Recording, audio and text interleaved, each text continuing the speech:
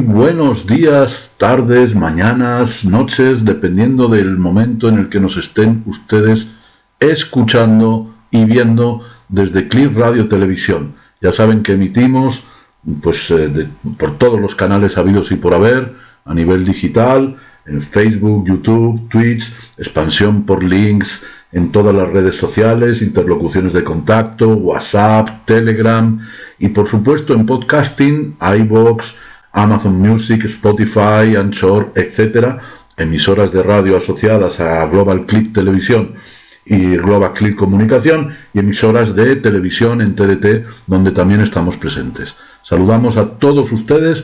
Hoy hemos querido realizar una recopilación del mundo de la Fórmula 1 que hemos venido tratando dentro de las curiosidades y las cosas internas de este mundo que tratamos en Ecos del Motor siempre en cada uno de nuestros programas, y hemos buscado aquellos temas que nos parecen más interesantes para hacer esta recuperación. Así es que vamos a comenzar a tratar el sumum de la competición automovilística mundial con esta recopilación.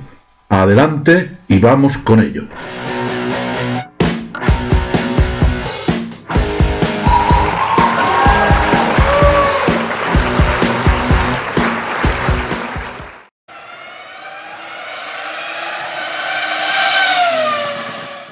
Vamos a hablar, fíjense que puede parecer más banal, estos señores que llevan banderitas de muchos tipos en las competiciones de Fórmula 1, pues es todo mucho más complejo de lo que parece y tiene su simbología y su significado. Vamos a adentrarnos en las diferentes banderas dentro de la competición de los grandes bólidos. Efectivamente, Alexia.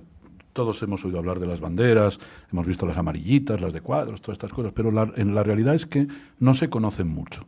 Este vídeo que tenemos dentro, que además va a ir acompañado seguramente de lo que sería un bólido de Fórmula 1. Por cierto, los sonidos son Ferrari, ¿eh? Nada, que tampoco te gusta a ti nada. Vamos a estar escuchando Ferraris de fondo, que no puede haber mejor colchón ni sintonía. A ver, los señores de las banderas son los comisarios de pistas. Vamos a empezar a marcar quién se ocupa.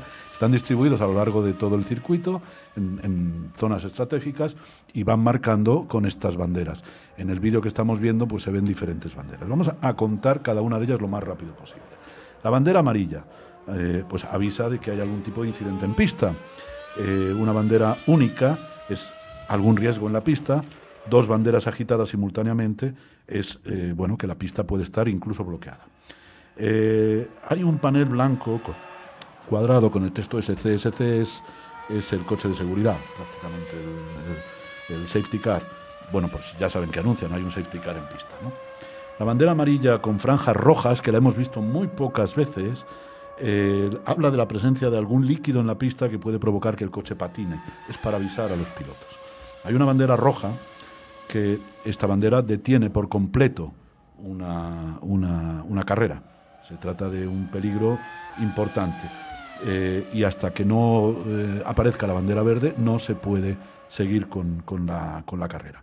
La bandera verde, que se muestra durante la vuelta de calentamiento, al principio de una sesión, prácticamente lo que hace es abrir pues el proceso de la carrera. La bandera azul, que tantas veces hemos visto, pues se utiliza en sesiones cronometradas para decirle a un piloto: vas muy lento, chaval, cuidadito porque te pueden dar los de atrás.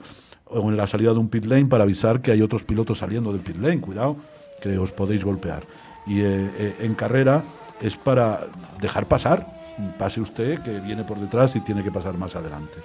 Bandera blanca y negra junto a la dorsal del piloto es un aviso de una maniobra peligrosa, cuidado que hacéis. Y bueno, la negra, hablaremos de algunas otras, pero la negra es la peor, estás descalificado.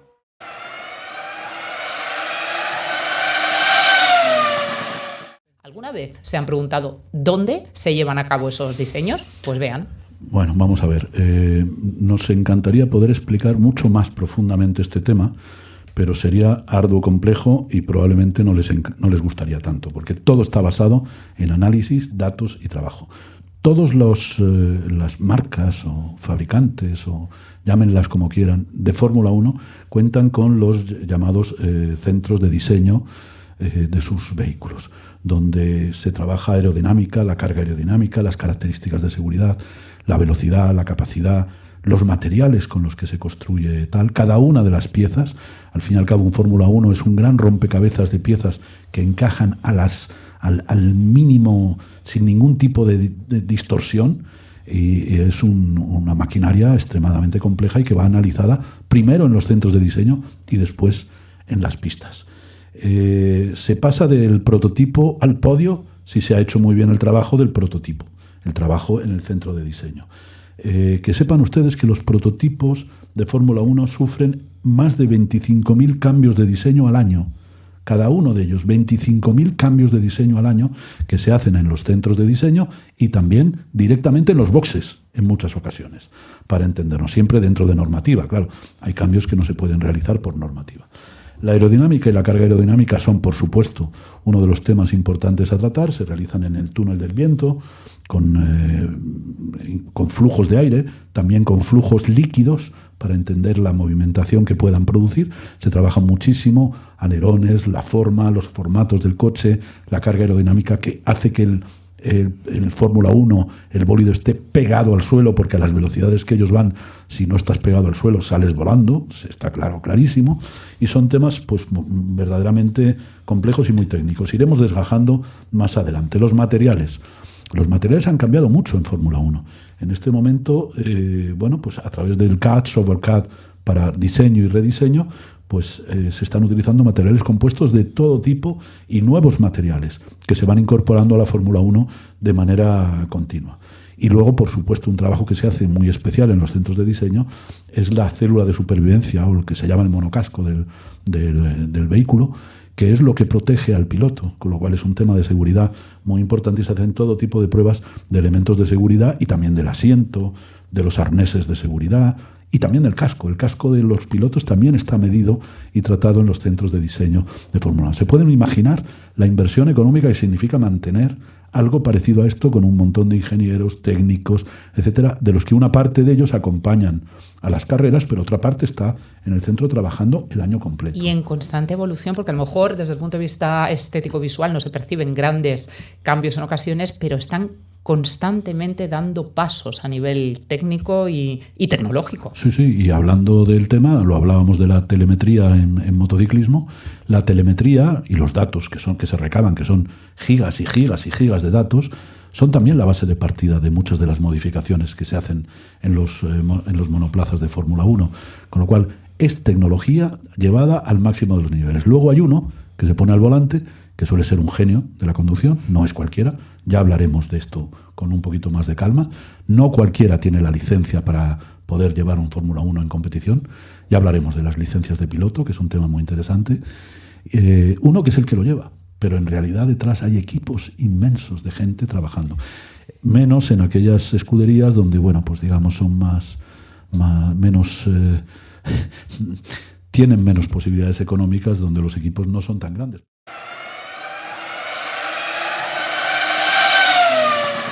La que hemos denominado la carrera más bochornosa de la historia de la Fórmula 1, que fue en Indianápolis en 2005, una carrera en la que existía la competición absoluta entre Michelin y Bridgestone sobre las ruedas, y los pilotos que montaban Michelin pues supieron que el coche no aguantaba las curvas de Bridgestone, con lo cual pues solamente 6 pilotos salieron a la parrilla. Hubo todo tipo de quejas, imagínense el público tirando cosas allí, fue bochornoso. Esta carrera la ganó en aquel tiempo Schumacher y fue pues la carrera más bochornosa de la historia del automovilismo en realidad. La verdad es que fue la última carrera que ganó Schumacher antes de retirarse. Así es que, ahí están viendo algunas imágenes de cómo fue aquello. Fue una auténtica pena cómo se gestionó aquella carrera en realidad.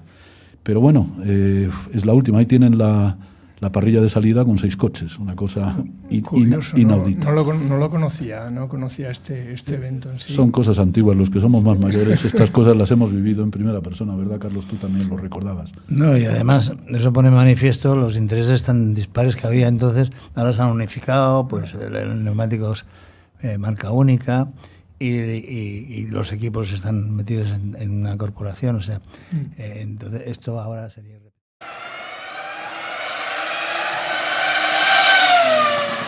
Cambio que se realizó en 2022 a los neumáticos nuevos de 18 pulgadas en Fórmula 1. Ahí los tenemos. Este incremento de tamaño, porque antiguamente eran de 13 pulgadas, si ustedes recuerdan, bueno, pues produjo en los pilotos pues algunas quejas porque perdían visibilidad, son más anchos y evidentemente se perdía cierta visibilidad. Ya los pilotos se han acostumbrado y ya hoy todas las marcas corren con Pirelli de 18 pulgadas. También para que lo sepan nuestros escuchantes, oyentes, escuchadores y visualizadores, que hoy por hoy, efectivamente, Carlos, pues marca única de neumáticos, son todos neumáticos de Pirelli y todos con las mismas dimensiones, que eso fue un salto importante en el 2022. Y seguimos con nuestras curiosidades. Hablaremos ahora de lo que tanto se habla, de los tipos de neumáticos que se utilizan en las carreras de Fórmula 1, que van por colores y que tantas veces oímos en la carrera, monta duros, monta blandos, monta para lluvia y tal y cual. Les vamos a dar las claves para entender cómo son este tipo de neumáticos. Y los neumáticos llevan, según se implantó por parte de Pirelli, llevan hasta 6 diferentes colores que los identifican. Vamos a ver. El color rojo, ahora pasaremos a verlos en pantalla. El color rojo es el que se denomina compuesto blando. Tienen diferentes utilidades. Ahora lo comentaremos. El blanco es el compuesto más duro de todos ellos. Y luego está el color amarillo, que es el compuesto intermedio. Por supuesto, cuanto más blando es el neumático, más rápida es su degradación en pista. Y ocurre exactamente lo inverso con los neumáticos duros. Entiendo que en motos es más o menos similar. Totalmente, la teoría es igual. Los neumáticos desde hace años ya son muy químicos, funcionan mucho con la temperatura y tal. Y entonces pues hay un salto siempre muy específico. Cada color tiene una dureza, nosotros blando, duro o rápido, que simplemente el más blando es más rápido, pero el que menos dura. Claro, es normal. Pero aparte de estos 3 colores, que son rojo, amarillo y blanco, existen el color verde, que son para condiciones de lluvia intermedias, y el azul, que es para situaciones de lluvia extrema, se utiliza muy pocas veces. Que sepan que en los grandes premios de Fórmula 1 está permitido utilizar 3 compuestos en función de las características de cada.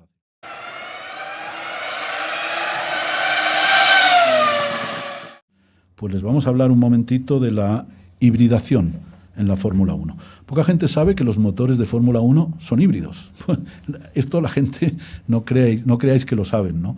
Fue a partir de 2014 que se implantaron los motores híbridos en Fórmula 1 y solamente una marca pudo vencer con estos motores, que fue Mercedes, por cierto.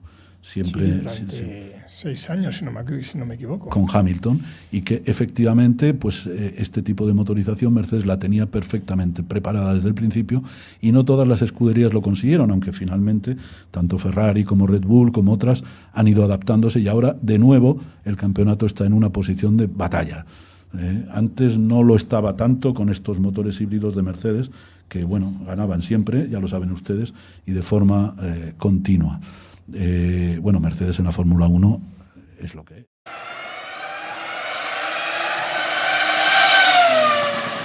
Hoy hablaremos de los volantes de los Fórmula 1, un tema tan desconocido. Han evolucionado muchísimo en los últimos 10-15 años, hasta el punto que hoy por hoy, pues un volante de un Fórmula 1 es prácticamente tecnología pura y seguridad pura para los pilotos. Ustedes saben que un monoplaza de Fórmula 1 no tiene salpicadero, con lo cual, ¿dónde va absolutamente todo? En el volante. El volante de un Fórmula 1 reúne todas las funciones e informaciones necesarias para un piloto.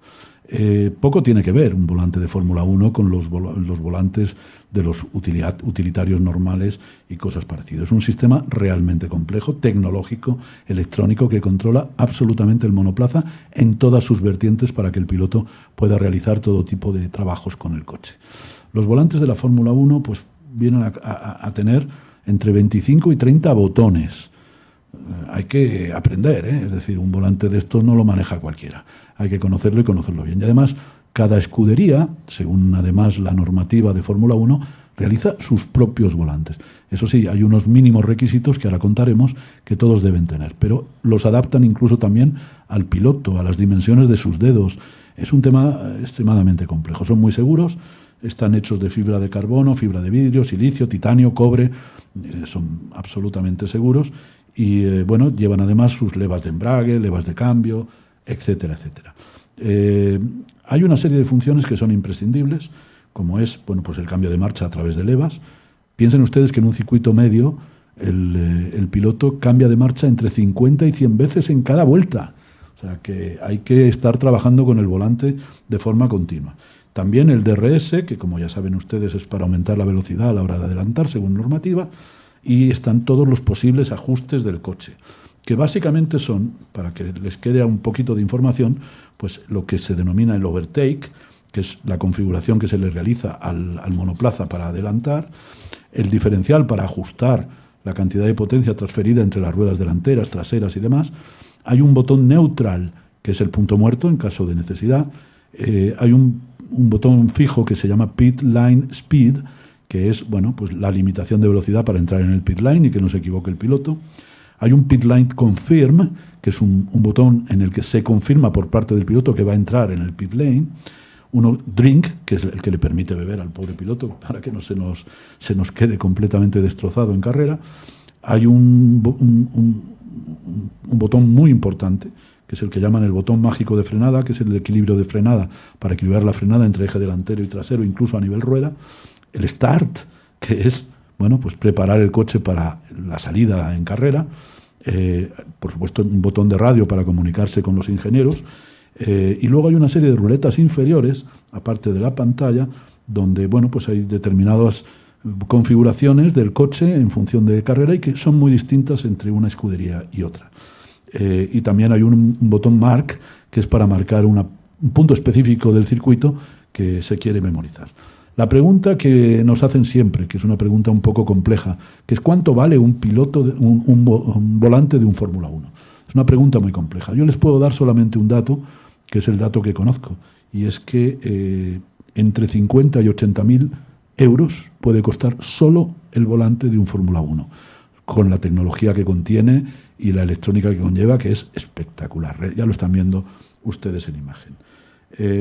La normativa básicamente da libertad a las escuderías para realizar sus propios volantes, pero el piloto debe ser capaz de estar a una distancia mínima determinada en normativa respecto al volante por seguridad, y además debe ser capaz de poder quitar el volante en menos de 7 segundos.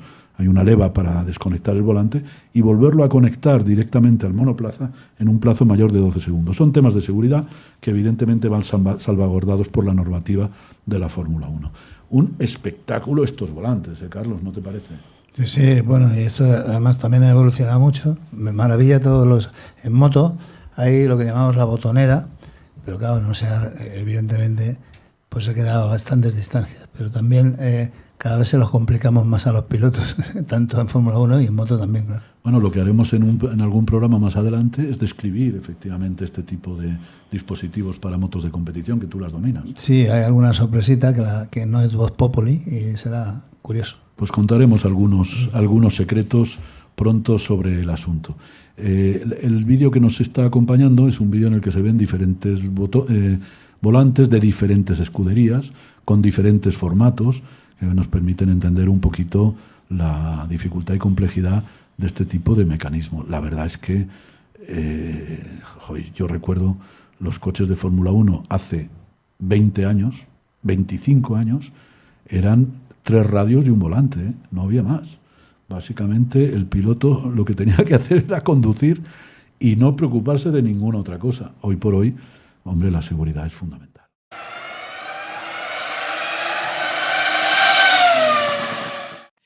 Hoy vamos a avanzar y a empezar con algo, creo, precioso. Vamos a analizar y a entender la aerodinámica de un monoplaza de Fórmula 1. Todos hablamos de aerodinámica, cuando vemos las carreras se nos cuentan un montón de cosas, pero en realidad conocer la aerodinámica de un Fórmula 1 no es tan fácil, es un tema realmente delicado. Y les vamos a contar rápidamente, pero de alguna manera suficiente, les vamos a contar exactamente en qué consiste la aerodinámica de un Fórmula 1, de un bólido de Fórmula 1. Bueno, pues hablaremos primero del llamado efecto Coanda. El efecto Coanda pues no es más que un fenómeno físico. ustedes saben que los fluidos tienden a ser atraídos hacia las superficies más cercanas. Y esto es lo que pretende el diseño de un Fórmula 1. Como ejemplo, por ejemplo, para verlo, pues tenemos el ejemplo del grifo que estamos viendo en nuestro vídeo, en el que, bueno, pues se ve que el fluido, el agua, lo que hace es tomar la forma de esa cuchara. Y efectivamente lo mismo que hace un fluido líquido como es el agua, lo hace también el aire. Y este es el llamado efecto Coanda. Interesa que el aire esté muy pegado al coche para que de alguna manera, bueno, pues el aire trabaje también en la velocidad, en la aerodinámica y en lo que se llama pues el potencial aerodinámico del coche. Y bueno, es por ello que las formas de los monoplazas de Fórmula 1 pues se acercan mucho a una forma de gota. De alguna manera tienen esta forma que bueno, pues produce este efecto de carga aerodinámica a la hora de circular con el coche en plena carrera. Un efecto muy simple, pero en absoluto conocido. Pasamos a hablar del segundo efecto aerodinámico, el que se denomina efecto suelo. El efecto suelo, pues bueno, lo que produce es una carga aerodinámica en el monoplaza, de tal manera que prácticamente consigue que el coche esté pegado al suelo. Y se hace con un efecto físico muy simple, y es el estrechamiento. Es decir, el aire que el coche está recibiendo de frente al alcanzar altas velocidades, bueno, pues con un estrechamiento se produce una más rápida movilidad del aire por la parte de abajo, por el suelo del coche, que es como el efecto que se produce con una manguera. Si lo apretamos y hacemos un estrechamiento, sale muchísimo más rápido el agua. Lo mismo ocurre con el aire en la parte baja de los monoplazas y produce este efecto prácticamente de pegarse al suelo de una manera absolutamente importante. La presión es la clave de todo. Esta presión que se produce al pasar el aire a una velocidad mucho más alta por debajo del coche es lo que hace que el coche se mantenga absolutamente alineado con el freno en todo caso. Y este es el llamado efecto suelo. Hay otros elementos, que son los alerones, que son los que van a producir un trabajo también a efecto aerodinámico para carga aerodinámica muy importante. Los monoplazas de Fórmula 1 hoy por hoy cuentan con dos alerones, un alerón delantero y un alerón trasero. El alerón delantero tiene un trabajo de redistribuir el aire a altas velocidades que se toma por la parte delantera del coche, y el trasero tiene un trabajo de presión hacia el suelo, de manera que pueda mantener al coche equilibrado y sin perder en ningún momento el equilibrio trasero cuando se va a las velocidades que se alcanza con un monoplaza de Fórmula 1. Es el efecto exactamente inverso al del ala de un avión. Directamente al revés, tiene la forma contraria. El difusor, que es el siguiente elemento aerodinámico, se encuentra debajo del alerón trasero, en la parte trasera del Fórmula 1, pues es el elemento que produce mayor aerodinámica, mayor carga aerodinámica a un monoplaza de Fórmula 1. Casi el 40% de la presión aerodinámica la produce el difusor, que lo que hace es redistribuir todo el aire que pasa por la parte suelo del coche, de manera que tampoco pues haya distorsiones de aire que permitan incluso perder el control del automóvil, y desde luego ayuda mucho a la velocidad del coche. Ahí se ve en estas imágenes cómo el difusor lanza esta velocidad. Hay otro elemento sorprendente, que es los escapes soplados. Los monoplazas de Fórmula 1 llevan dos escapes laterales que están pegados a la carrocería, y el aire que echan, bueno, pues igualmente ayuda a la aerodinámica del coche. Hoy por hoy hay en la normativa de Fórmula 1 hay muchos impedimentos a este tipo de actividad, pero en realidad esto también está ayudando a tal. Y nos queda un último conducto, que es el conducto F, que va en la parte delantera de los monoplazas, que inicialmente se creó para airear al pobre piloto, que pasa un calor inmenso ahí dentro, y que hoy por hoy está trabajando también, como podemos entender, en la aerodinámica del coche y en ayudar a toda la aerodinámica. Prácticamente todo se basa en presión. Jugar con presiones, con formas geométricas y con velocidades es un tema muy complejo, hecho por ingenieros.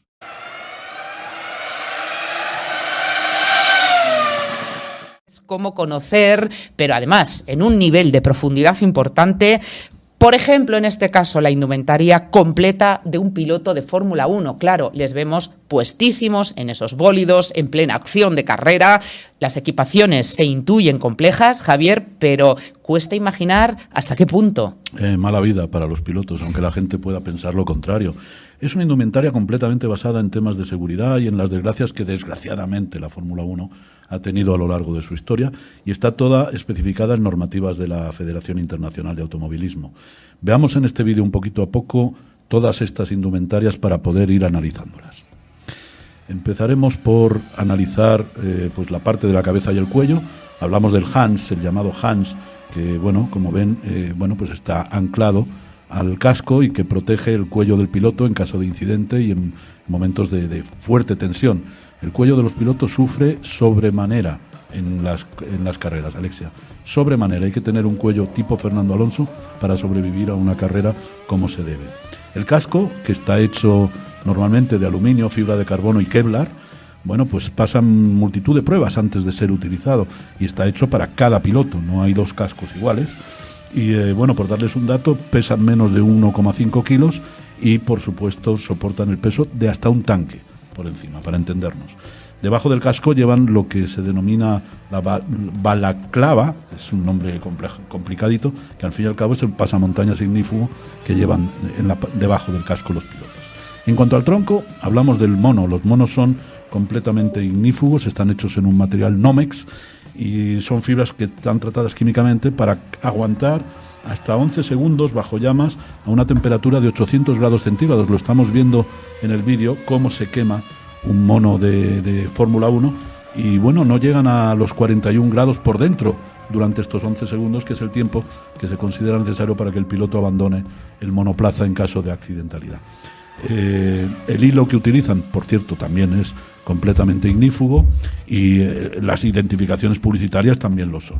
Hablemos de las manos. Las manos de los pilotos van cubiertas con unos guantes bastante elaborados que se realizan también en Nomex y en cuero, y cada piloto lleva unos guantes distintos, no hay dos guantes iguales. En algunos casos cuentan ya con mediciones biométricas, pues para transmitir el estado de salud de un piloto en caso de accidente y este tipo de cosas. Es a través de los guantes, es un tema también bastante curioso.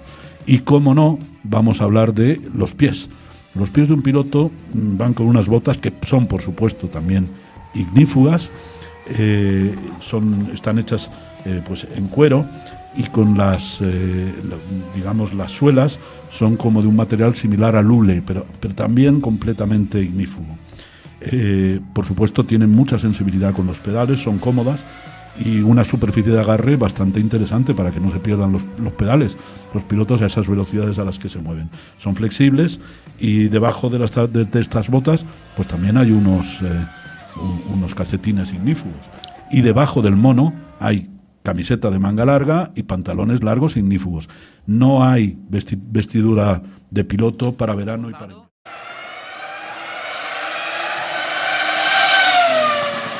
Parece fascinante cómo conocer, pero con mucho nivel de detalle, en qué consisten los entrenamientos de los pilotos de F1, que son muchísimo más duros de lo que imaginan, les anticipo. Incluso vamos a entrar en su alimentación, y es que todo cuenta para esa formación tan exigente. Hombre, la verdad es que sería bastante largo contar estos detalles, pero vamos a dar una visión general, que luego Carlos nos ayudará como profesional de la competición un poquito en este tema.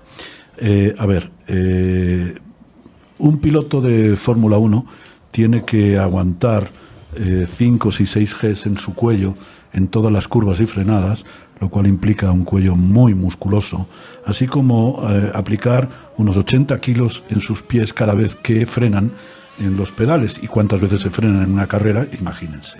Con lo cual son auténticos atletas. No olvidemos este detalle. No son solo esos pilotos con el mono y con el casco, son mucho más que esto. Los entrenamientos de los pilotos de Fórmula 1 pues son, empezando por entrenamientos de fuerza para el cuello, para la parte alta de la espalda, para aumentar la masa muscular y la fuerza en todas este tipo de zonas. Son entrenamientos duros, constantes, continuos, no se para ni un solo día. Tienen que hacer piernas también para pisar los pedales de freno y los pedales sobre los que ejercen estas presiones, cuádriceps, cuello, abdomen y algunos complejos de peso muerto y demás. Entrenamientos de resistencia. Todos los pilotos están sometidos a otro tipo de actividades del tipo natación, carreras de ciclismo, esquí, no pueden parar, tienen que estar generando este atletismo de manera continua. Sería imposible soportar una carrera siendo piloto de Fórmula 1 si uno no tiene esta preparación física en absoluto. Y todos los hombros, brazos, cuello, los trapecios, etcétera, etcétera. Se pueden imaginar la cantidad de trabajo que tienen que hacer. ¿Difiere esto, perdona Javier, mucho en cuanto a los pilotos de motos? Bueno, que son verdaderos atletas los pilotos de Fórmula 1, eso ya hace años que ya debería ser vox populi. Pero tengo que sacar una pica por las motos. Todos los que han hecho las dos cosas, es más físico todavía la moto, ¿eh? Y ahora un plus más, porque con la aerodinámica la moto tiende a ser más dura de inclinar y tal, o sea que los de moto, tanto como el Fórmula 1 y de moto, son verdaderos atletas. Sin duda. Y si seguimos hablando de alimentación, pues no se crean que estos pobres, hombre, todo gran estrella de la competición, pues tiene sus esfuerzos también a la hora de zampar. No comen cualquier cosa, ni muchísimo menos. Aparte de saber conducir, de combinar otros muchos talentos, como dar la información precisa a los equipos, entender sobre la puesta a punto del coche, etcétera. Estos profesionales pues tienen una dieta que es muy importante. No se olviden que en una carrera media, entre 3 y 4 kilos, solo por sudor, se están perdiendo a los mandos de un monoplaza. ¿Y qué tipo de menús tienen? Bueno, pues hidratos de carbono, pues cereales, arroz integral, legumbres, no crean, hamburguesas y esas cosas una vez al año y pocas veces. Fruta y verdura, por lo menos 5 a 7 raciones de fruta y verdura al día. Es muy importante para el desarrollo muscular. Y por supuesto proteínas, pero bajas en grasas, tipo pollo, pescado, etcétera. La carne la toman poco, los pilotos de Fórmula 1. Agua constantemente. No hay piloto que no lleve una botellita de agua a su lado porque necesitan hidratarse de manera continua. Y los días de carrera ya son como para no ir a comer, básicamente. Les digo una dieta ejemplo de un piloto de Fórmula 1 en la última carrera de Montmeló. Nos pasaron la siguiente: desayuno, gachas de avena con bayas, plátano y nueces endulzadas con miel. Eso es el desayuno. Comida, ensalada, pechuga de pollo, salsa de tomate y verduras hervidas. ¡Qué asco! Es una vida muy dura. Muy sano. Para quien le guste comer, como a mí, por ejemplo. Y de cena, pues sopa de tomate con algo de pescadito a la plancha, yogur de postre, o sea... Pero es como muy light, es como una dieta es para muy light. Un día de competición, es muy al light, contrario. pero esto es solamente el día de competición, el día de la carrera, El resto del tiempo un poco lo que hemos venido comentando.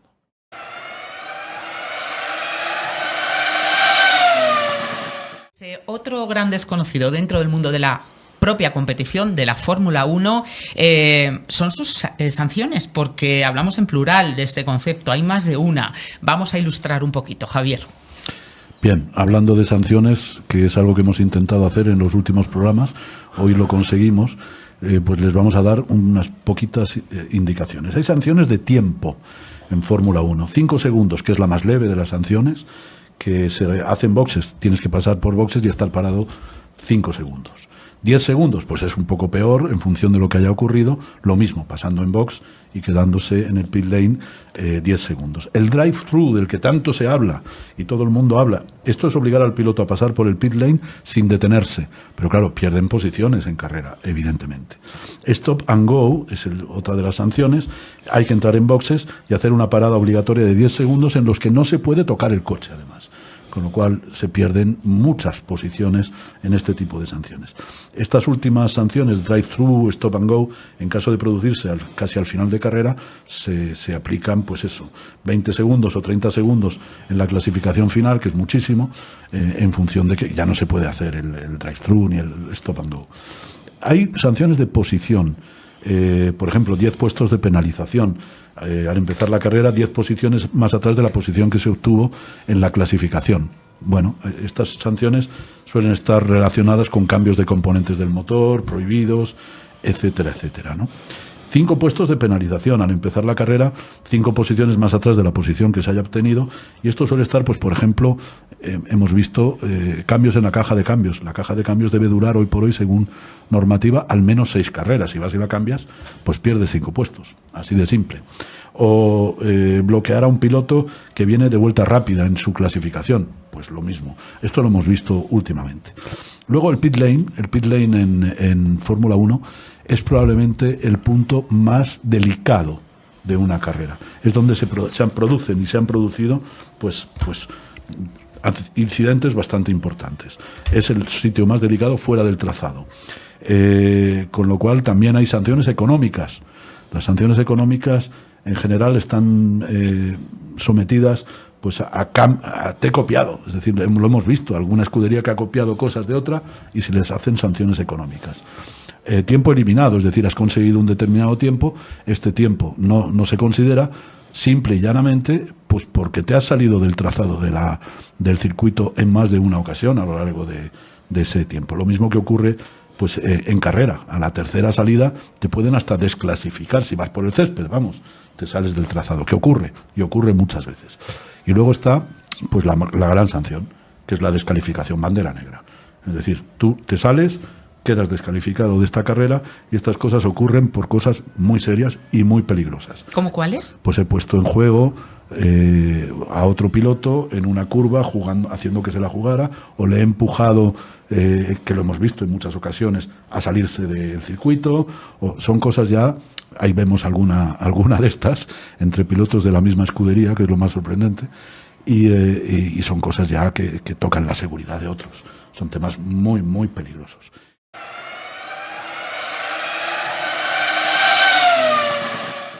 Bueno, es indiscutible en este caso, aquí sí que no hay sembrada polémica, que la ingeniería de los Fórmula 1 avanza de manera estrepitosa. ¿Y ahora cuál es la tendencia de esos motores para los grandes bólidos de la competición? Pues motores que sean más flexibles, más potentes e incluso ligeros, porque también la ergonomía, el diseño, la estética, que tiene mucho que ver con los puntos de velocidad máximos, ha variado mucho y sigue variando. Bueno, vamos a hacer muy rápidamente y de manera muy resumida, porque esto sería eterno contarlo al detalle, una visión de la evolución que han sufrido los motores de la Fórmula 1 desde que este gran deporte empezó hasta nuestros días, para entender un poquito por dónde han ido los tiros. Y lo vamos a hacer por décadas. Vamos a empezar hablando de la década de los años 50, en la que, bueno, todo tipo de motores tenían cabida en la Fórmula 1, incluso los V16, V8, en fin, cualquier cosa, motores de la época, que hablamos de motores grandísimos, pesadísimos, etcétera, etcétera. El límite de cilindrada era de 4,5 litros con aspiración natural, 1,5 litros con aspirador, lo que luego se denominó turbo, y bueno, mediamente aportaban unos 425 caballos, o sea, 94 caballos por litro, y en 1954 las motorizaciones de 2,5 litros de aspiración natural pasaron a potencias más reducidas de unos 290 caballos. Son estos coches que estamos viendo ahí en nuestra pantalla, coches muy pesados, con subvirajes espectaculares y accidentes constantes. Esto era la Fórmula 1 de los 50. Y con resultados en general sí, de muerte, muy negativos. De muerte realmente. Había muchos pilotos, particularmente en Ferrari, si uno mira la historia, pues uno tras otro. En los años 60, bueno, pues la FIA limitó los motores de 1,5 litros a 150 caballos, y aunque se aumentaron posteriormente a 250 caballos. Se concentró el trabajo sobre las suspensiones y los factores aerodinámicos de los coches en los años 60. Fundamentalmente se corría con motores V8 en aquella época, y fue Ferrari la primera que incorporó el motor como parte del chasis en los Fórmula 1. Esto luego lo hicieron, por supuesto, todas las escuderías. Se aumentó la cilindrada en 1966 a 3 litros para los coches aspirados y 1,5 litros para los que usaban compresor, o sea, turbo. Y bueno, mediamente 500 caballos con motores V8 centrales. Esta era la idea. Si pasamos a la década de los 70, fíjense la evolución por años, que es una auténtica locura. Se empezó a usar el V12 de 180, con motor de 180 grados ya en los años 70. La aerodinámica se empieza a consolidar en estos años como un factor fundamental para esta competición, y fue Renault quien en 1977 pues puso en marcha un V6 de 1,5 litros con 500 caballos, que luego fue, digamos, seguido por todas y cada una de las escuderías. se empezaron a hacer experimentos de combustible muy, muy peculiares que luego posteriormente, bueno, pues fueron anulados. Pero eso sí, las velocidades que se alcanzaban en aquellos años 70 eran extremas, con algo más de seguridad, pero también con una accidentalidad de pilotos y en pista excepcional.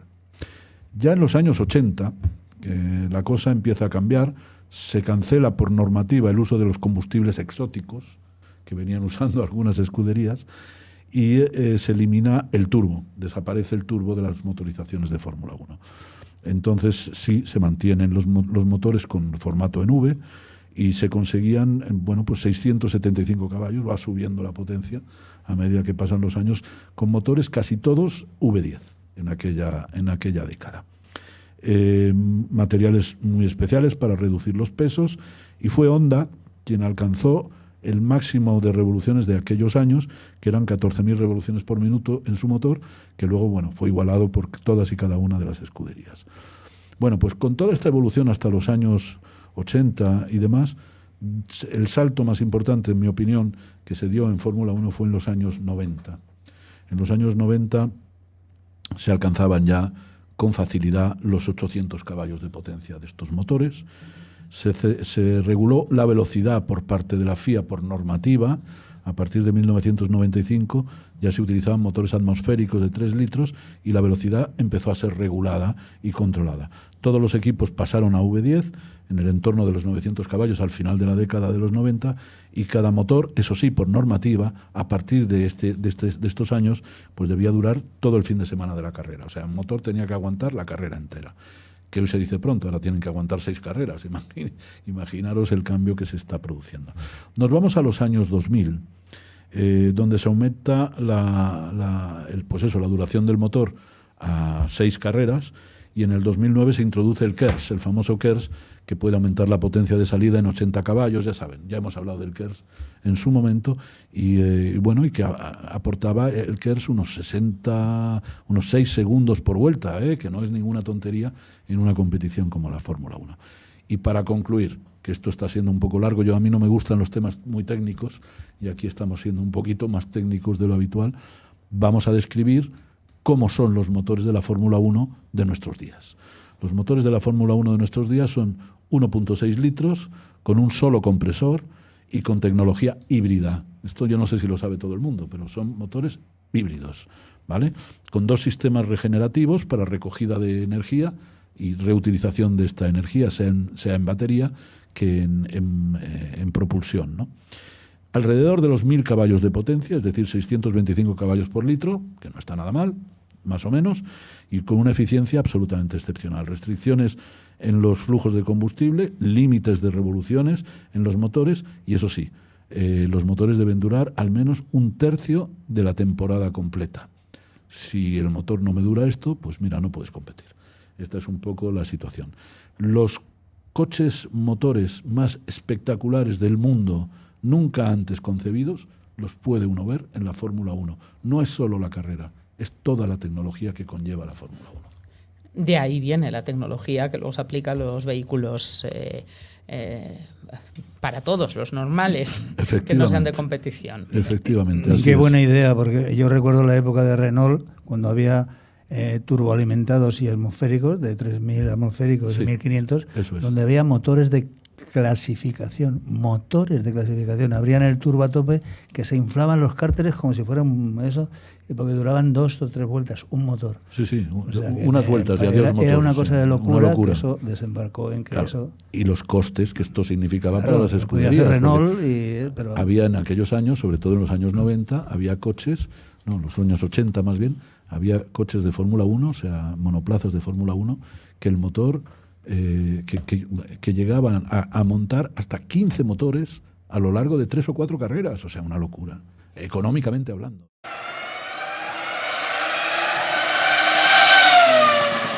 Y el primer tema que vamos a tocar, que creo que os va a encantar, Juan Ignacio, te va a encantar. Seguro. Que es cómo se miden los tiempos en la Fórmula 1. Y lo hacemos con un vídeo de acompañamiento muy simpático en el que, bueno, de alguna manera estamos simulando la medición de tiempos en la Fórmula 1. Es esencial el tiempo, como se pueden imaginar. Y yo les daría un dato. La Fórmula 1 tiene uno de los sistemas de seguimiento de tiempos más sofisticados del mundo hoy por hoy. Hay muchísima tecnología detrás de esto. ¿Y cómo se hace para saber en cada momento los tiempos de entrada, de salida, de tramos, de curva, etcétera? Pues se hace con una tecnología muy avanzada. Cada coche lleva lo que traducido al español se llama transponer o algo así. Transponder, que se dice en moto. En motociclismo, que rastrea el coche. Y ese transponder, bueno, pues está acompañado de lo que se llaman bucles de cronometraje, que están situados en toda la pista, aunque no se ve, a 1 centímetro más o menos por debajo del asfalto. Estos bucles están envueltos en silicona para protegerlos y demás, y están espaciados entre 150 y 200 metros a lo largo de todo el circuito.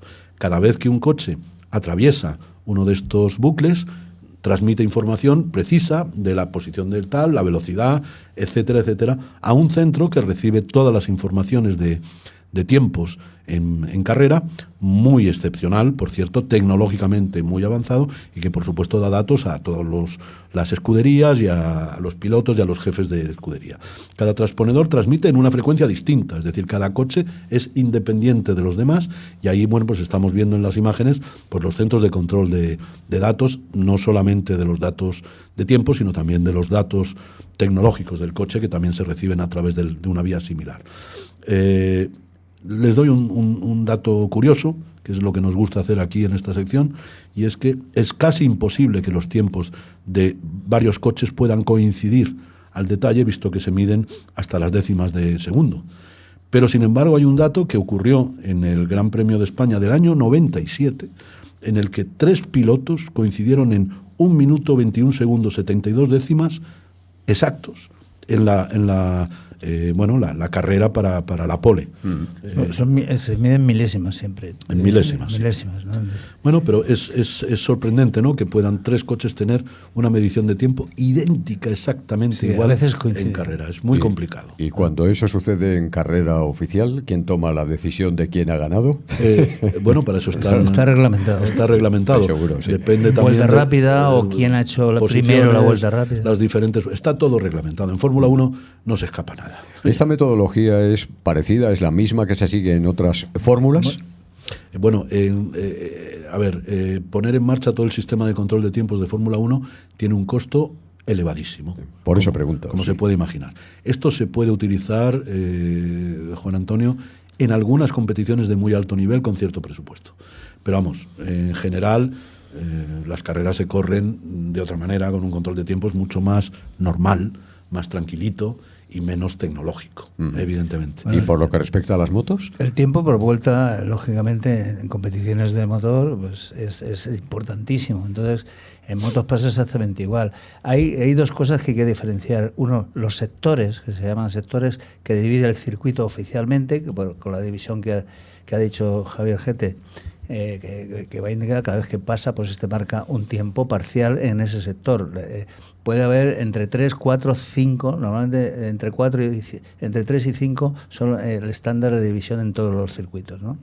Pero y te va marcando los tiempos parciales, que además sale oficialmente y tal.